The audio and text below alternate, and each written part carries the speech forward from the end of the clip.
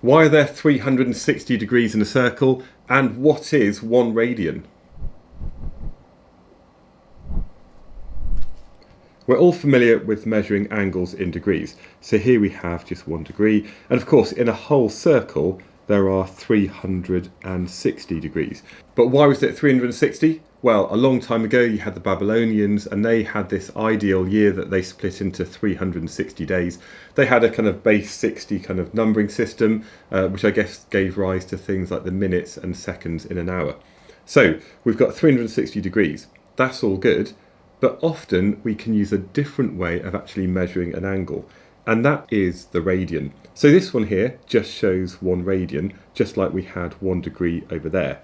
And we often shorten this to rad, if we're maybe talking about the number of radians in something. So 1 radian is when the radius of that circle is equal to the arc length, which I'm going to call s. So what we can say is that r is equal to s, or r over s is equal to 1.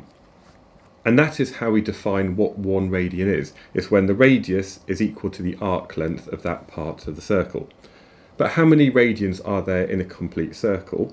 Well, let's imagine the circumference is equal to c. If we divide that by this arc length s, that's going to give us the total number of radians in 1 circle. But of course, the circumference is equal to 2 pi r. And we know that for 1 radian, we know that s is equal to r, so we can divide that by r, and that's then equal to 2 pi. So there are 2 pi radians in 1 circle, or pi radians is equal or equivalent to 180 degrees. And that's really useful if we need to convert from one to the other. So the way that I always remember it is 360 degrees is equal to 2 pi radians, and if you remember that, then it's relatively straightforward to convert from one to the other. So for example, if we wanted to know the number of degrees in 1 radian would be equal to 360 divided by 2 pi, which is equal to 57.3 degrees. And so that is the radian. It's a different way in which we can measure angles. It's often really useful when we come to topics including circular motion and simple harmonic motion, the things which are often covered in the 2nd year of A-level physics. But the last thing I need to remind you about is if you are going to be using your calculator, especially if you're working out angles and you're taking the sine or cos or tan of them, is to make sure that you set your calculator to the appropriate mode. Make sure you change it to radians or you change it back to degrees.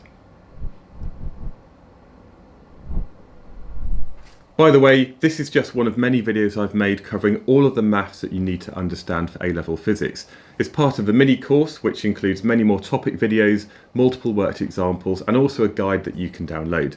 You can find all of this over at alevelphysicsonline.com.